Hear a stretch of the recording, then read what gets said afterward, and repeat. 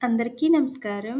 Welcome to Sreeraj food. నేను మీ సిరి. ఈరోజు మన వీడియోలో సరికొత్తగా మంచి లడ్డూలు తయారు చేద్దాం. టేస్ట్ కూడా చాలా అంటే చాలా బావుంటుంది. ఈ వీడియో మీకు నచ్చితే తప్పకుండా like, share and subscribe friends.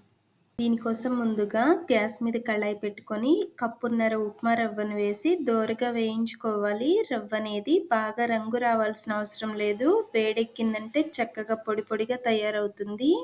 Gas తక్కువ పెట్టుకొని ఒక 2 నిమిషాలు వేయించామంటే సరిపోతుంది.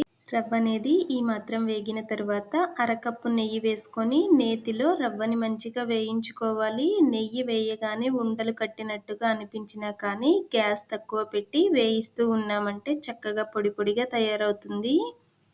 ఇలా వేగిన రవ్వలోకి అరకప్పు పుట్నాలను వేసి పుట్నాలు, రవ్వని నేతిలో మంచిగా వేయించుకోవాలి. ఒక 2-3 నిమిషాలు గ్యాస్ తక్కువ పెట్టి వేయించామంటే సరిపోతుంది. మన ఛానల్లో ఇంకా సరికొత్తగా ఈజీగా తయారు చేసే స్వీట్స్, స్నాక్స్, హెల్దీ రెసిపీస్ చాలా ఉన్నాయి. కుదిరితే ఒక్కసారి చూడండి. వీడియోస్ మీకు నచ్చితే తప్పకుండా సబ్స్క్రైబ్ చేయండి.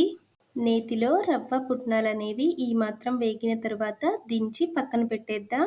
ఒక మిక్సీ జార్ తీసుకొని 1 కప్పు పంచదారను వేసి పంచదారని మెత్తగా మిక్సీ పట్టుకోవాలి. మన వీడియోలో చూపించిన విధంగా పొడి అయితే సరిపోతుంది.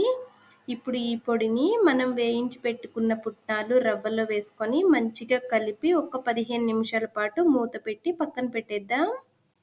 పంచదారని డైరెక్ట్గా వేసే కన్నా కానీ పొడి పట్టి వేసామంటే టేస్ట్ చాలా బాగుంటుంది.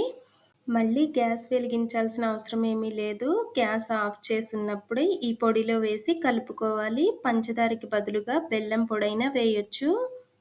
పంచదార పొడి అనేది మంచిగా కలిసిపోయింది కదా. ఒక 15 నిమిషాల పాటు మూత పెట్టి పక్కన పెట్టేద్దాం.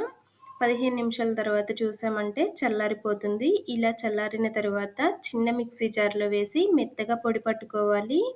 పెద్ద మిక్సీ జార్లో వేసామంటే కొంచెం బరకగా వస్తుంది. ఇలా మసాలా మిక్సీ జార్లో వేసి మెత్తగా పొడి పట్టి ఒక గిన్నెలో పోసేద్దాం. రవ్వ లడ్డూల్ని చాలా రకాలుగా ట్రై చేస్తూ ఉంటాం కానీ ఇలా ఒక్కసారి చేసి చూడండి. నోట్లో వేసుకుంటే వెన్నలా కరిగిపోతుంది. టేస్ట్ అయితే చాలా అంటే చాలా బాగుంటుంది. మిక్సీ పట్టాం కాబట్టి కొంచెం ఉండలుండలుగా అనిపిస్తుంది కదా. చక్కగా కలిపేసామంటే పొడి పొడిలాగా తయారవుతుంది. నెయ్యి పడుతుంది అనుకుంటే 1 స్పూన్ నెయ్యి వేసుకొని పిండంతా పట్టించుకొని చక్కగా లడ్డూలుగా తయారు చేసుకోవడమే. ఈ లడ్డు టేస్ట్ అయితే చాలా అంటే చాలా బాగుంది. తప్పకుండా ఒక్కసారి ట్రై చేసి ఎలా వచ్చిందో కమెంట్ చేయండి. రవ్వ పుట్నాలతో సరికొత్తగా ఒక్కసారి ట్రై చేసి చూడండి. ఈ వీడియో మీకు నచ్చితే తప్పకుండా లైక్ చేయండి, షేర్ చేయండి, సబ్స్క్రైబ్ చేయండి. రేపు ఇంకో సరికొత్త రెసిపీతో మళ్ళీ కలుసుకుందాం. By bye friends.